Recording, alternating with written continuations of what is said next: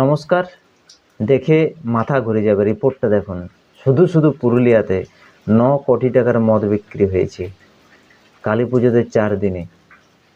বুঝতে পারছেন কি অবস্থা? এই যে 9 কোটি টাকার মদ আর 4 লক্ষ লিটার মদ কাদের পেটে গেল? আপনার ঘরের ছেলের পেটে গেল, আমার ঘরের ছেলের পেটে গেল। তো পুরুলিয়ার হালত কিন্তু দিন দিন খারাপের দিকে যাচ্ছে। তো আপনাদের অনেক ভিডিও দেখলাম যে আপনারা অনেক ভিডিও দেখেছি বা আমিও দেখিয়েছি যে মহিলারা প্রতিবাদ করছে। তো শিগগিরই প্রতিবাদে নেমে পড়ুন সবাই, না হলে আপনার ঘরের ছেলে আমার ঘরের ছেলে আমরা কাউকে মানুষ করতে পারবো না। একমাত্র মুনাফা হচ্ছে, যাদের মুনাফা হচ্ছে তারা তো টাকা নিয়ে চলে যাচ্ছে, কিন্তু আপনার ঘরে আমার ঘরে অশান্তি বেড়ে যাচ্ছে। আপনার ঘরে আমার ঘরের ছেলেটি অমানুষ হয়ে যাচ্ছে, সে শারীরিকভাবে অক্ষম হয়ে যাচ্ছে, তাকে অকাল